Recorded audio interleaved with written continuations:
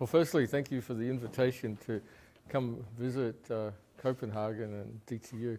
So it's a long time since I've been in Copenhagen, so it's very nice to come back, and certainly turning on the weather was very kind.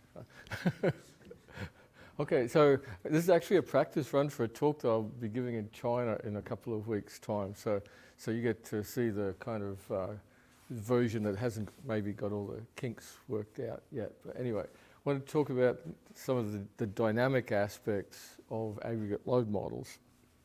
There's an enormous amount of work that's been done on aggregate load models, but the kind of focus of our work is to find all the ways that these models break. What are the bad things that can happen? So no one publishes those types of things about their particular favorite model, right? So we've been looking at various different dynamical processes and understanding some of the things that can occur. So, but firstly, yeah, that works. So the motivation for aggregate load models, renewables are creating challenges both at the local level. So on the left-hand side, the local level on distribution feeders, the variation in solar power can start to have some significant impacts on voltages, flows on distribution feeders. And then at the large-scale level, one may or may not be familiar with the infamous duck curve, which comes out of California. Let's see if this works. So where there's a large amount of solar inflow during the middle of the day, so the net load is reduced, and then one gets this significant ramp from peak solar to no solar, minimum load to maximum load occurring. And that's really challenging to be able to track. So the idea is to add in controllability at the load end, and I'm sure everyone's very familiar with those sorts of ideas. We're focusing on non-disruptive load control, so control actions that consumers are oblivious to. And we'll talk a little bit about, well, we'll focus in fact on air conditioning type loads. So the idea is we get controllability out of harnessing the variability of the loads.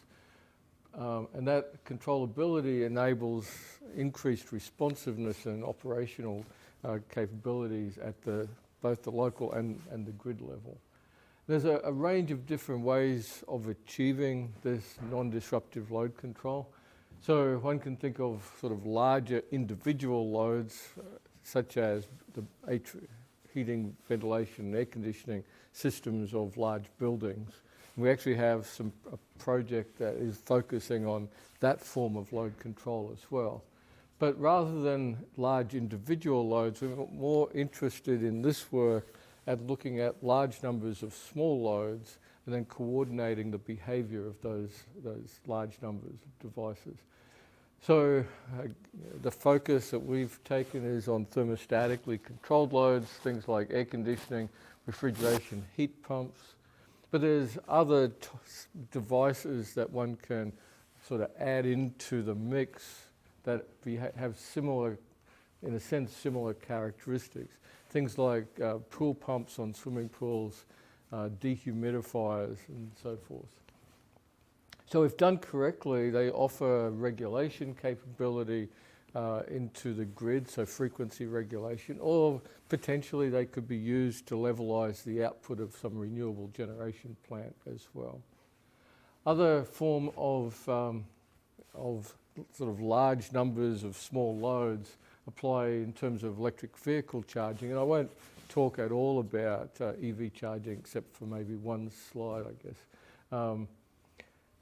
With no control, the potential is for electric vehicles to drive home in the afternoon, plug in and start charging, coincident with the peak demand of the background load. And that would be a bad thing. Ideally, there's all this excess solar during the middle of the day, and one would like to exploit that for charging electric vehicles. So there's a range of different control possibilities there. I'm not going to focus on that much at all. But we will look at thermostatically controlled loads quite a deal. Okay, so ensembles of with natural dynamics. The important aspect in thermostatically controlled loads is this idea that they have their own dynamics and they're doing their own thing, but you want to provide control signal that's going to harness that dynamic, individual dynamic capability sufficiently. That can be challenging because they are doing their own thing. They're not typically, there's a lot of heterogeneity amongst devices as well.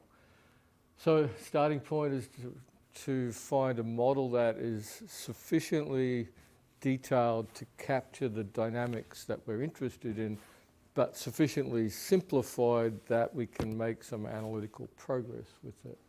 So that's what we've been focusing on achieving, and we'll talk a little bit about the model.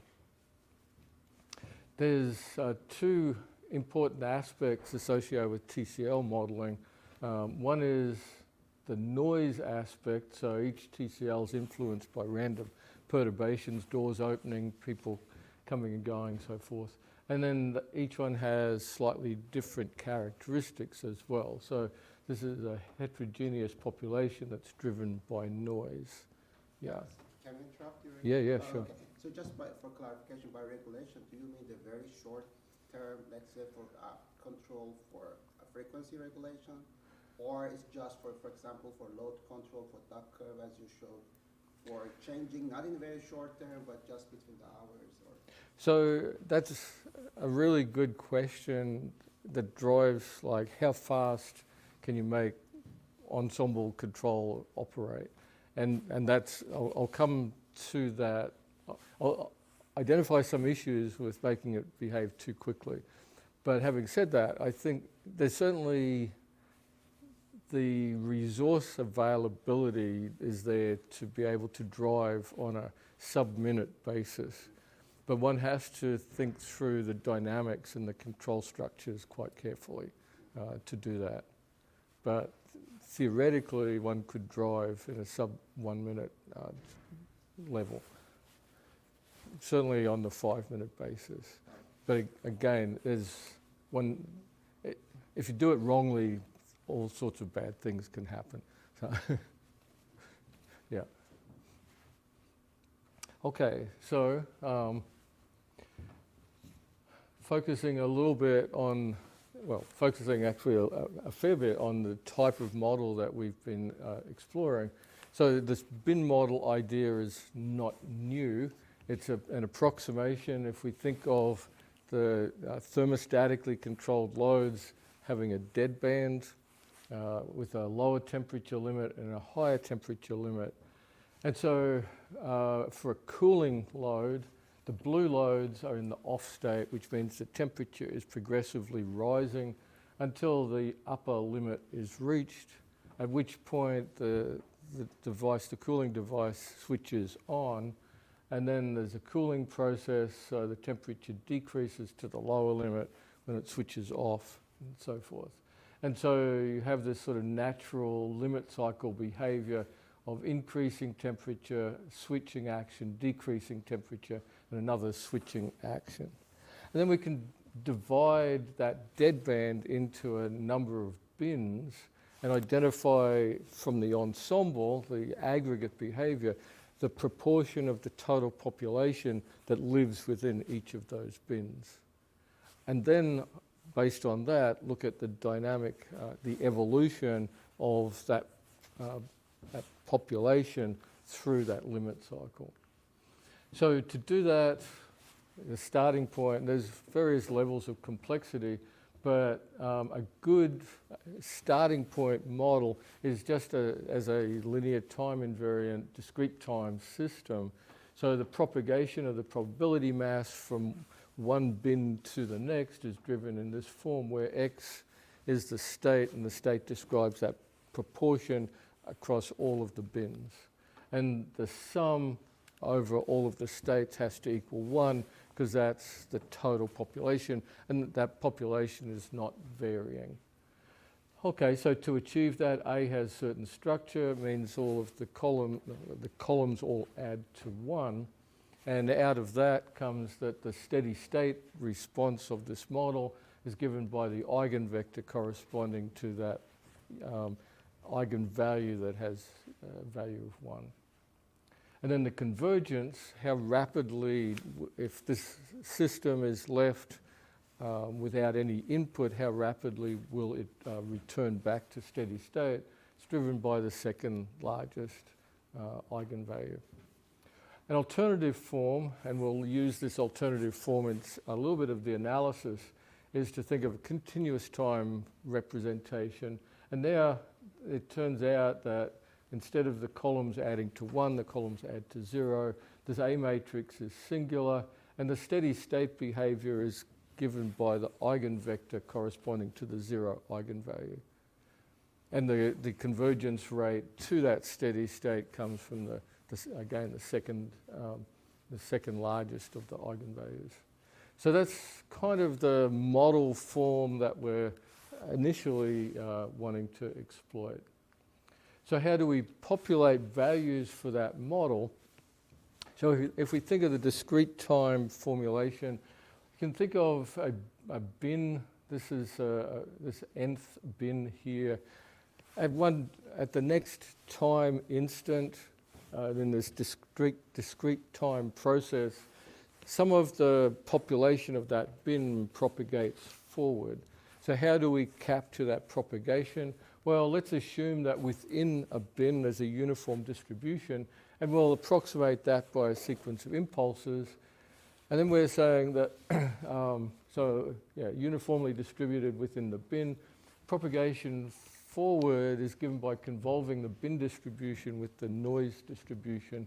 And if we assume the noise is distributed normally, then what we end up with is a propagation of an impulse forward convolved with the noise distribution. So we get a summation of a lot of small normal distributions.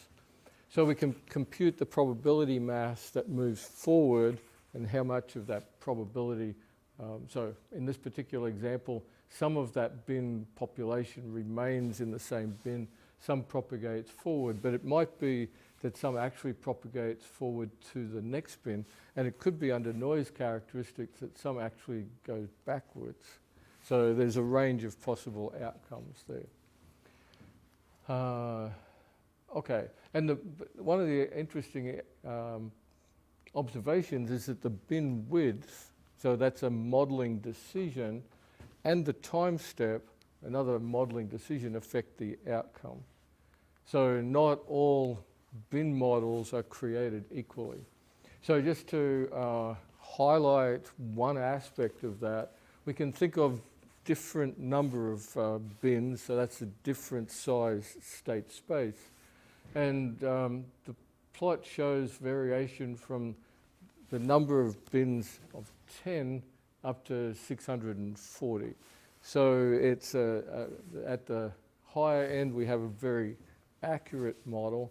At the lower end it's vastly approximated. Okay, so if we look at the total power consumed by an ensemble, and what's the initial condition has all the TCLs in the same bin, and then there's a process of that group of TCLs evolving around this limit cycle.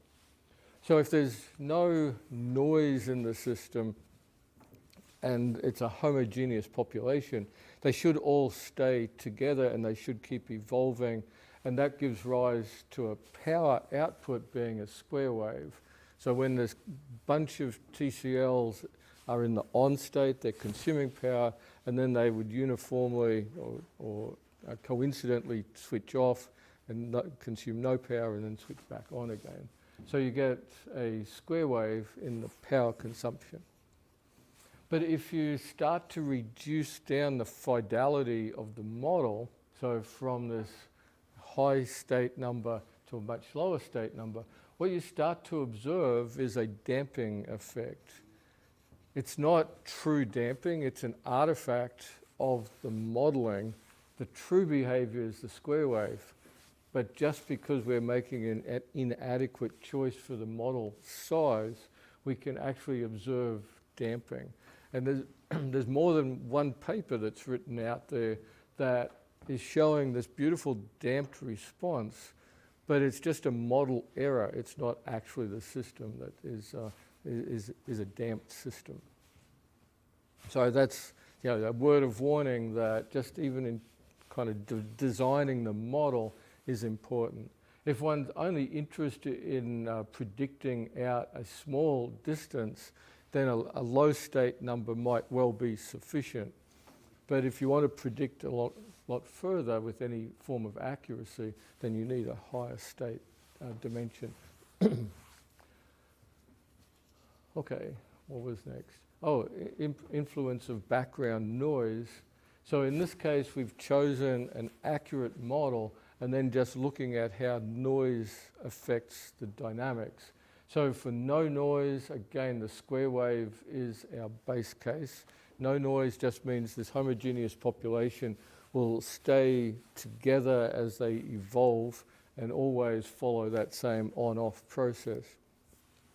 But the more noise that we add in, the more dispersion that occurs to that group of devices, such that you do start to see this nice convergence process. In this case, this is true convergence due to the dispersion effect of noise. So how is it if you have a large number of beans, how is it that they all stick together? Because it's a much smaller bean, I would imagine. Is that true? But then they all stay, I mean, with this probability mass, they all stay in the same bean, while if you have only fewer beans, then they disperse. So it's I guess one way of thinking of it is it's a finer mesh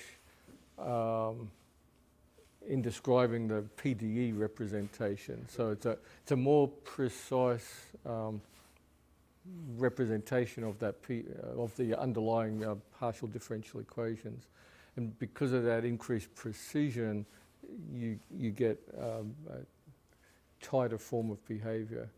I'm not sure if that's a good explanation or not, but I'll think about it some more as well. It's a good question.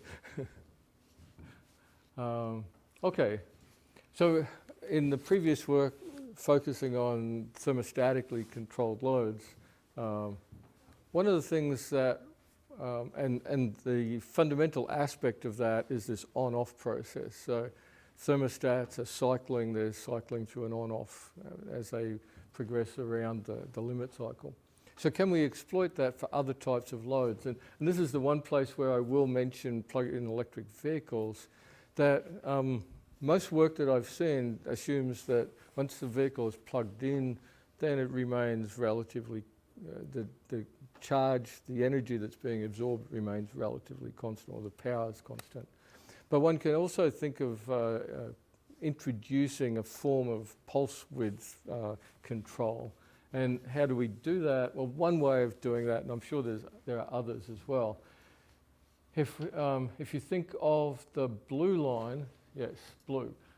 If you think of the blue line as being the nominal state of charge that is desired for an electric vehicle. So it's starting at a value of 0, so it's not true state of charge, but there's the initial value and then there's the final value.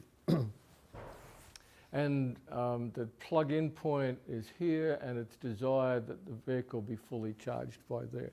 So that defines a nominal trajectory.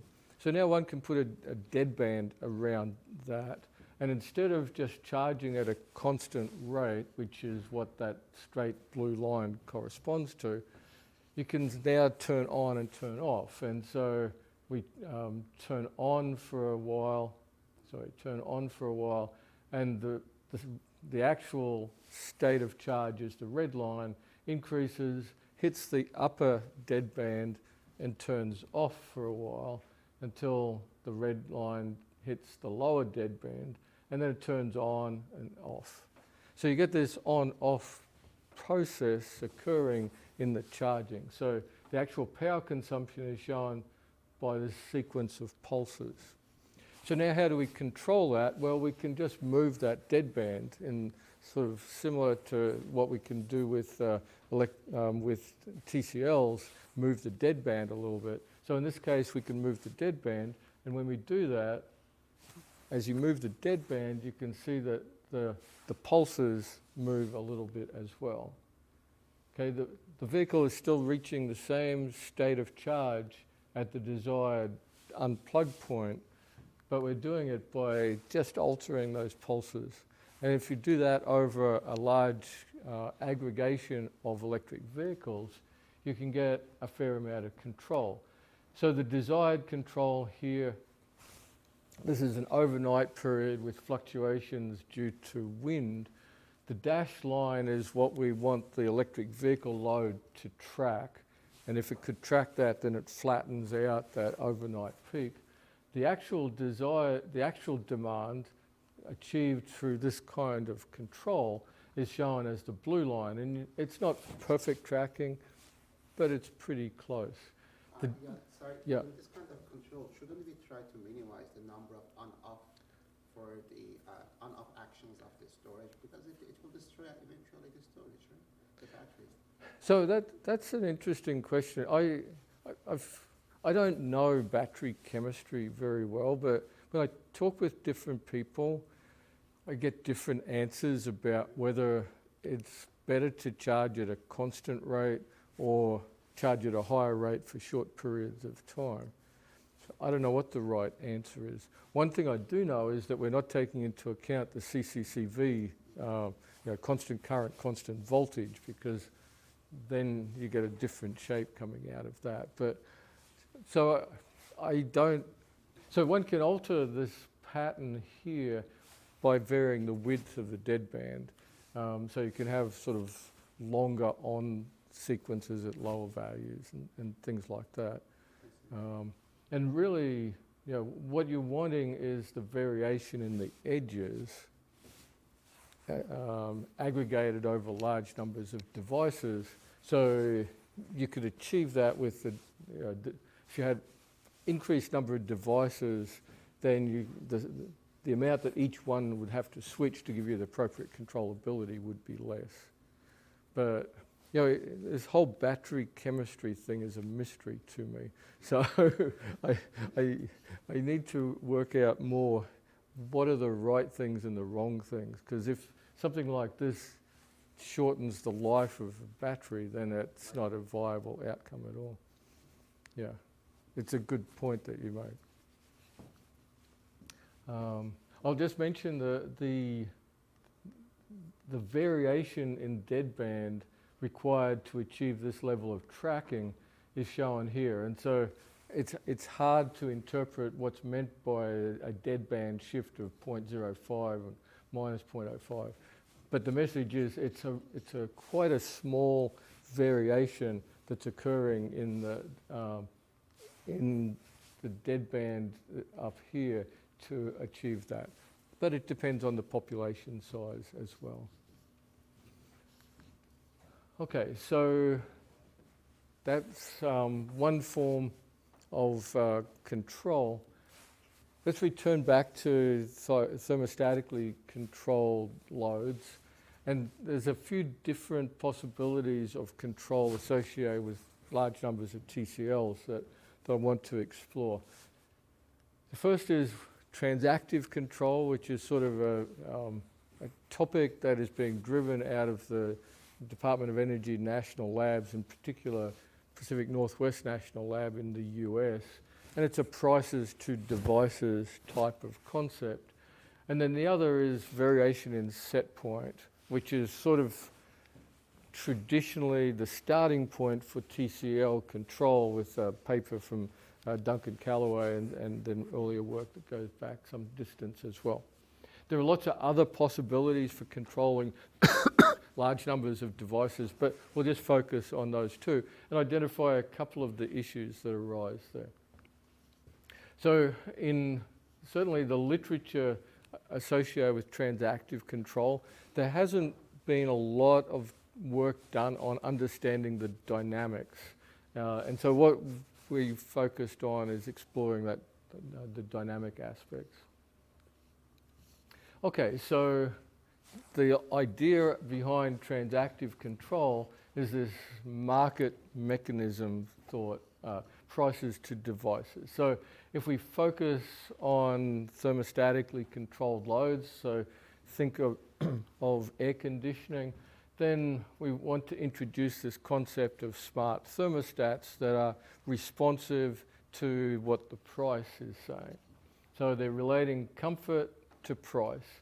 And this figure comes out of one of the National Lab reports, which is just giving a mapping between temperature and the price.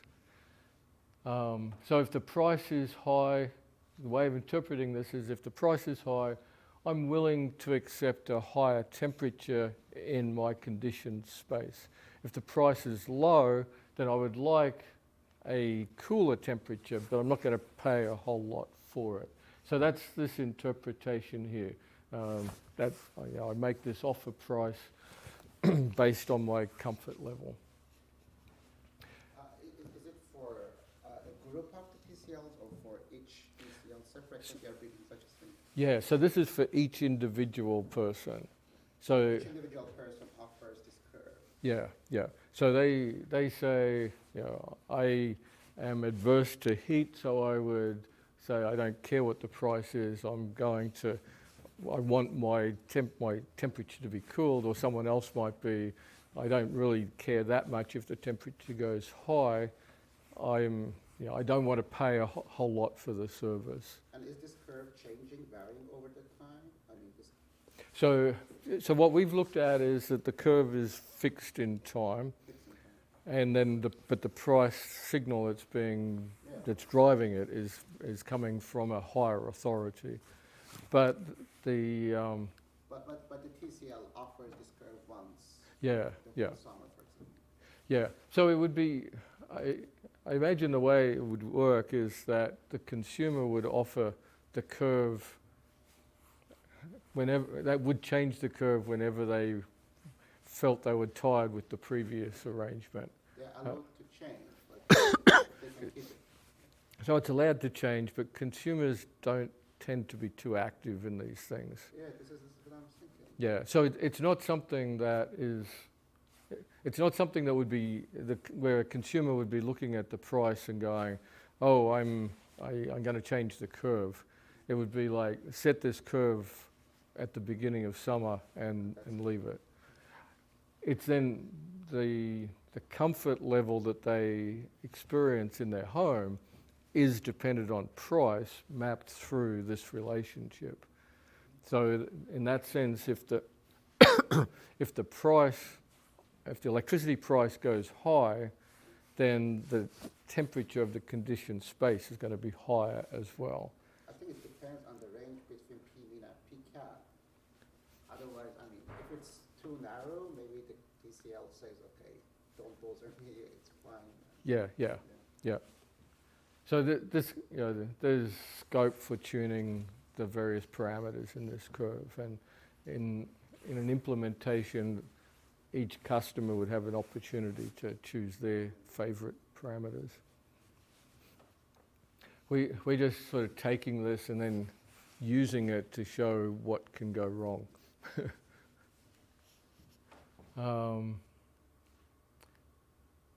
So we're looking at prices.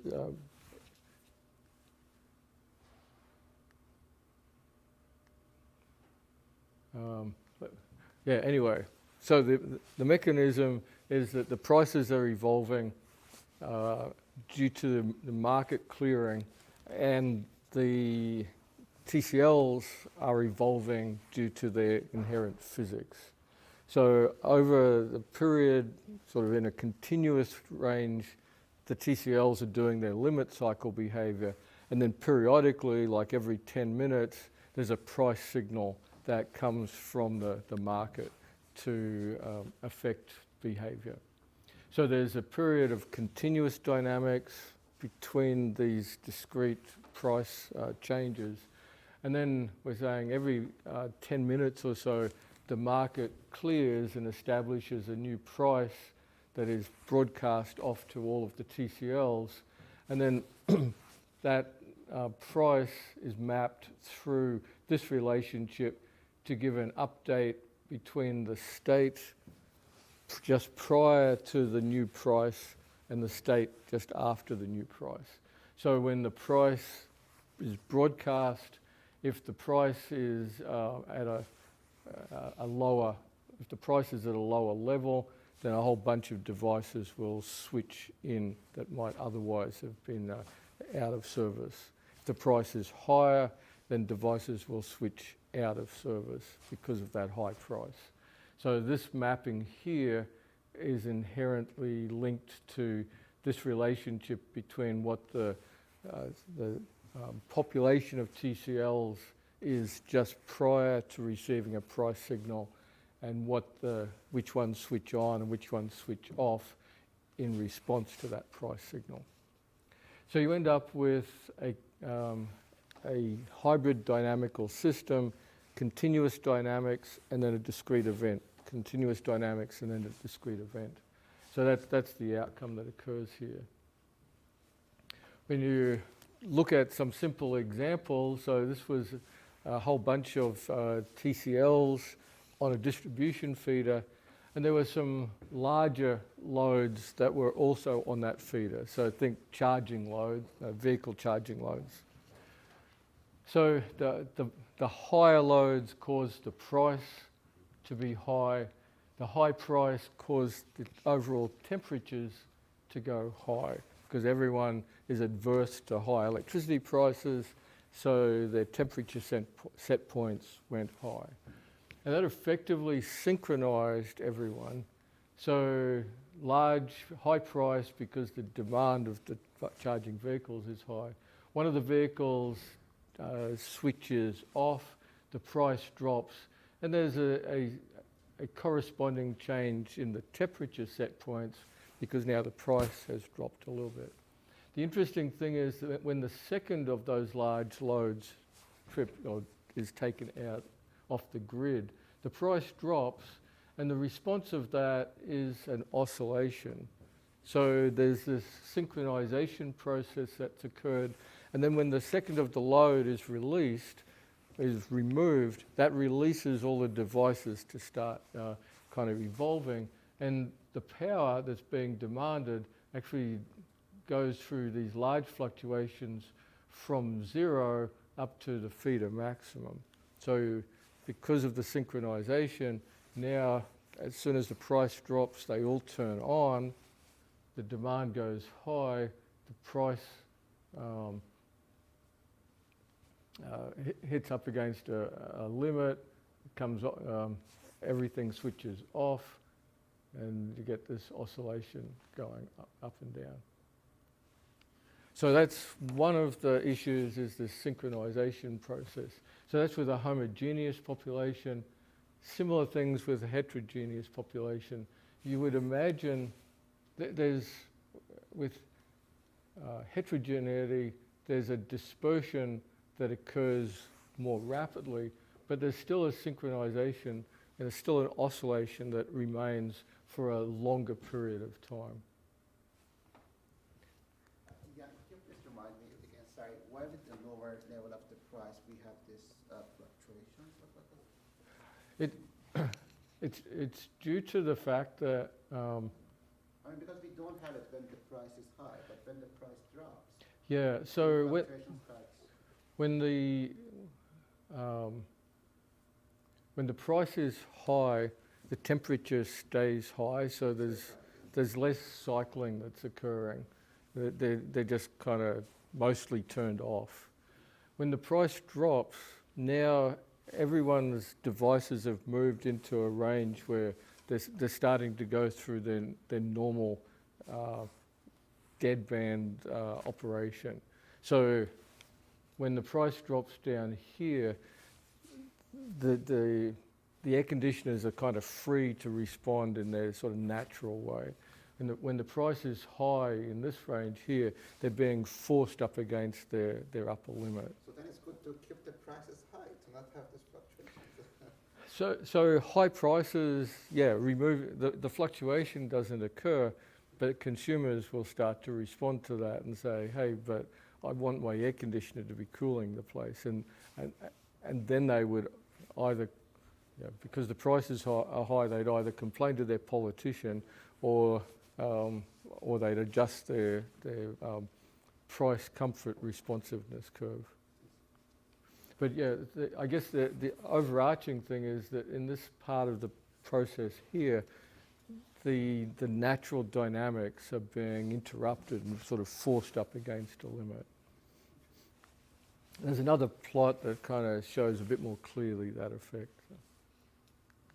In fact, this is the other plot. So this plot is showing the steady state, so it's coming from the eigenvector, showing the steady state behavior corresponding to different pricing. So when the price is low, then you get this sort of bunching down at this is temperature along the horizontal axis. Everyone's kind of seeing a low price and desiring, well, the temperature sits at the low end of the scale. In contrast, when the price is high, everything is forced up to the high end of the scale. In between, so varying the price, you get this kind of nice evolution. When the price is about $20, you get things evolving as you would imagine, kind of in the middle of the temperature range. That's where the bulk of the population is living. And then as the price gets higher and higher, it's forced to the upper end. In terms of the aggregate power, so each time there's a switching action, so because things are sort of living at the lower end, most devices are in the off. When each time the price is broadcast, it's telling the devices, hey, the price is only $10, whatever the units are, you should switch on. So all of the devices that are in the off position switch on and then get forced back down to the lower limit where they turn off again, and they kind of live in a cycle down around there. If we look at the power consumption, so when there's a switching action, they're all turned on again, and then they evolve. They relatively rapidly turn off, and then they turn on it when the price signal comes, and so forth. At the high price condition, so now they're spending most of their time in the off mode, and when there's a price signal that comes along, it switches everything off. Then because they're up near the top limit, they hit that limit and they turn on again, evolve. Then there's a switching action, turns them all off. Then they turn on progressively. So they sort of live in a limit cycle sitting up here. So that's sort of the effect of prices, and as prices vary over this range, you get this kind of sloshing of the population from one end up to the other. So one of the outcomes of that is that you can actually induce a sort of resonance condition. And there's still a bunch more to explore here, but even setting up a relatively small variation in the price, if you get the timing right for that process, you can drive this power to increase its oscillation. So all that's changing here is the price signal is undergoing a relatively small step change, but that's in a sense a resonant condition that's driving the power to grow in its oscillations. And it can't grow forever because the total population has to sum to 1. So it's normalized to 1, and that corresponds to a certain maximum power. So it's not like it can go unstable in the usual sense of a resonant condition, but it's certainly growing to sort of a sort of undesirable maximum oscillation.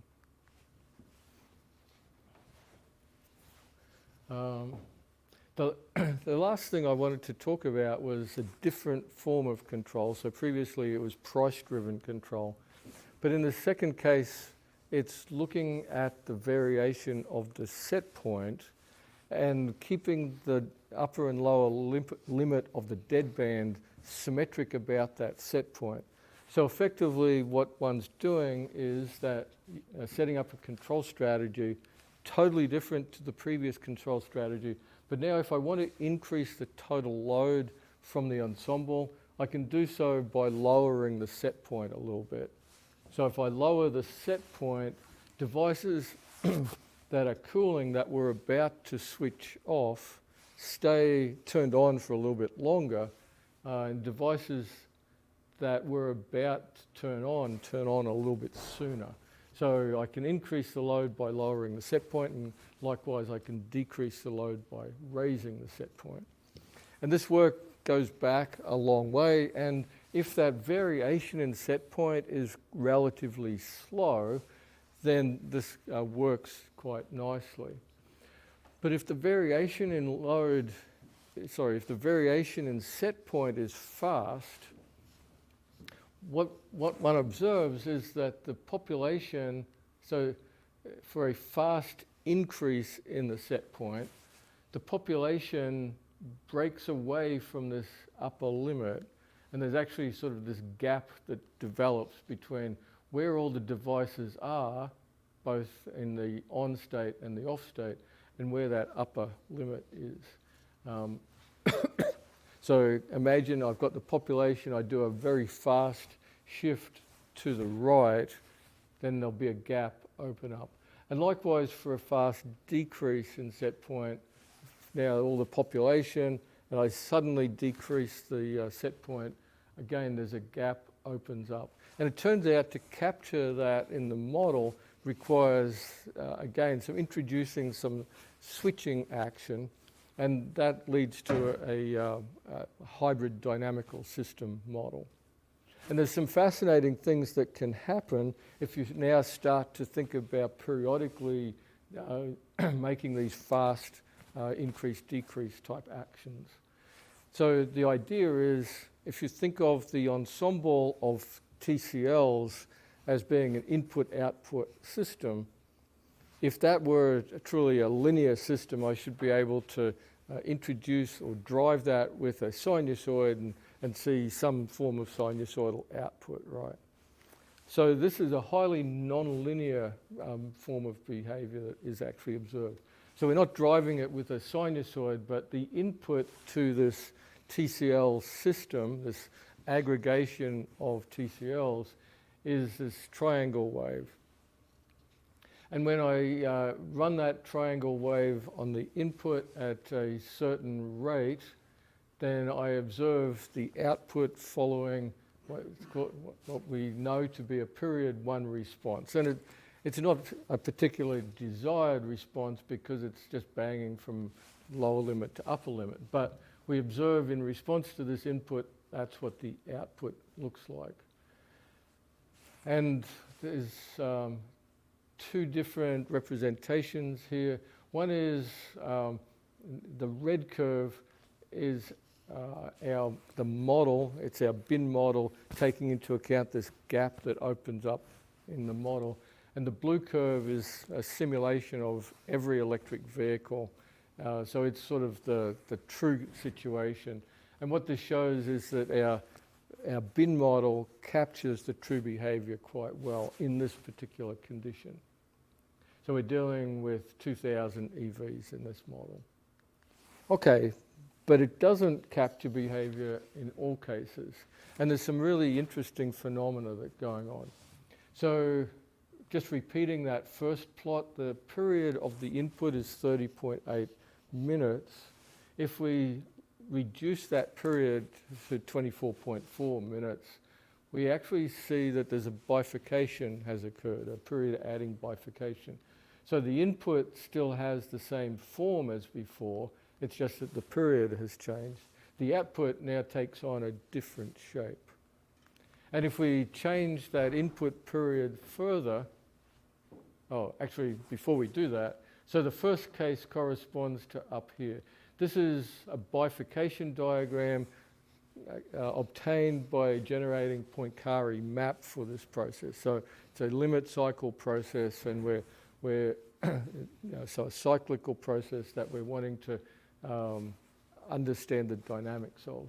So this is the outcome from that bifurcation diagram. And the initial case corresponds to up here, which is period 1. There's only one dot there, and it says every time the input goes through one cycle, the output goes through one cycle. As I reduce that time in the second case, I'm down here now, and there's 2 dots, which means for every one cycle of the input, the output undergoes 2 cycles. Anyway. And there's 2 other cases. This is period 3, this is period 4. And if we take a look at those, so here are the 2 different cases. Period 3 orbit, period 4 orbit take on different shapes. The input is the same triangle wave, but just with itself a different period, different frequency. So there's a highly non-linear form of behaviour that's going on here.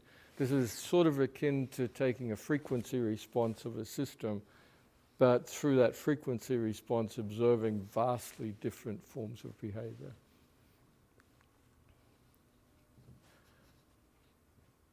And then if we look at the blue, or this blue line here, there's a region between period 1 and period 2 where there's no sort of obvious structure. And this is indicative of chaos.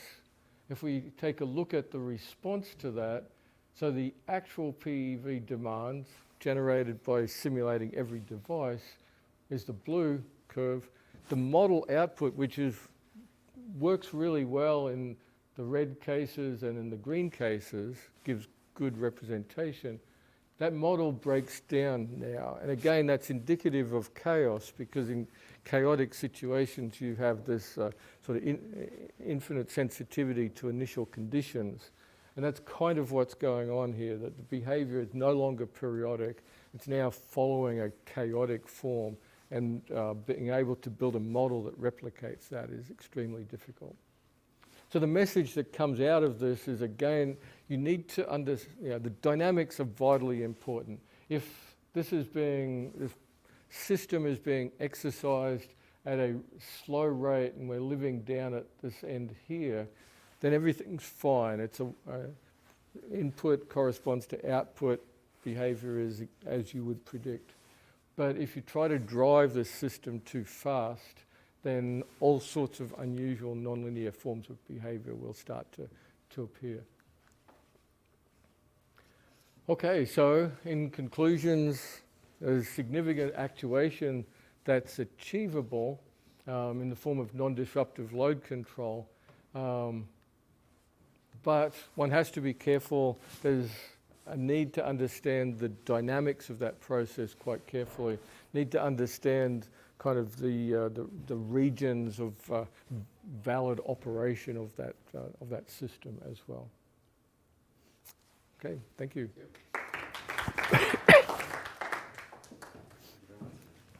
Questions? I'm very curious about your part with the transactive control.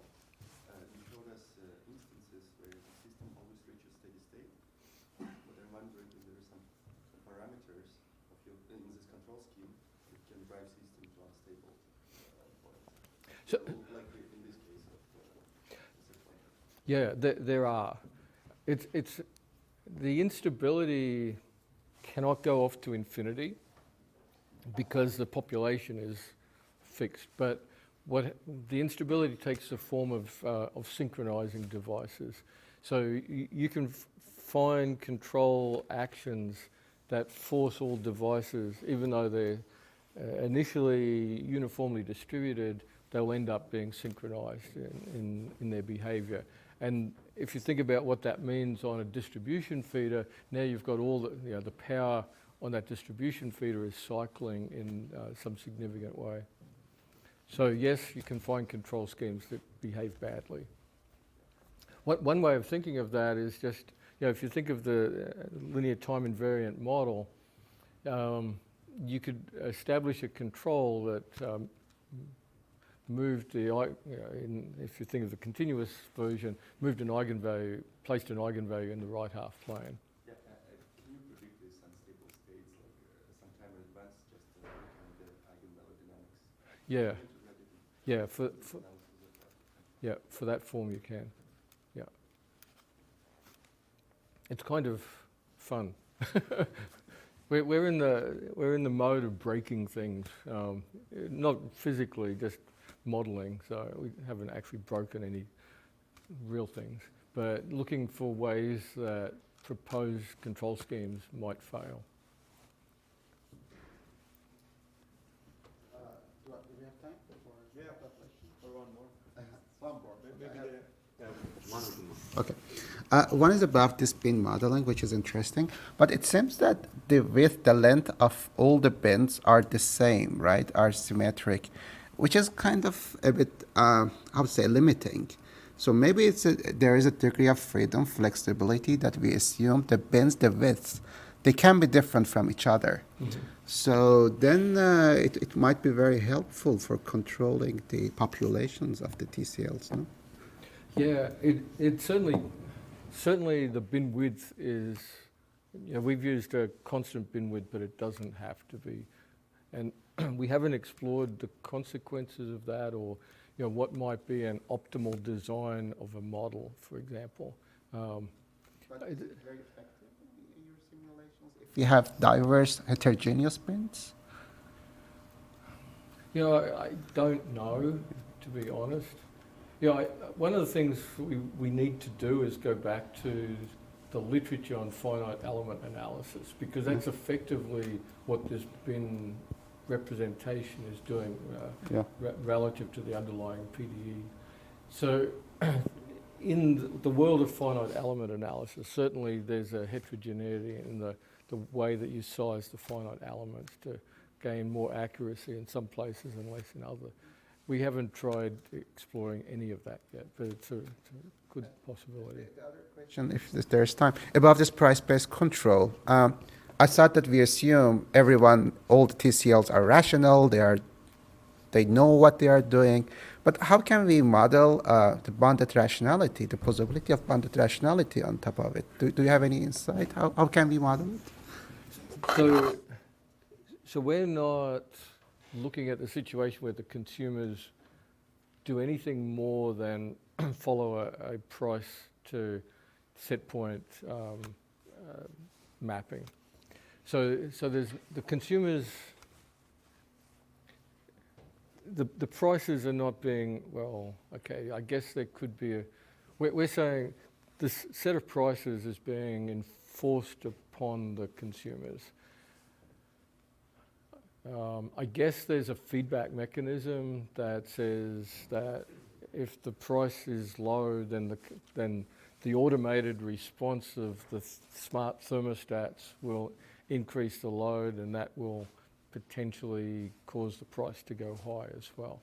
We haven't looked at that feedback process. We're just saying, here's the price, it's being applied to this group of devices, and what's the outcome of that in this form of work. In other work on electric vehicle charging, we have looked at that mechanism, and then when you look at it from a game perspective, you need some mechanism that damps the response of the game.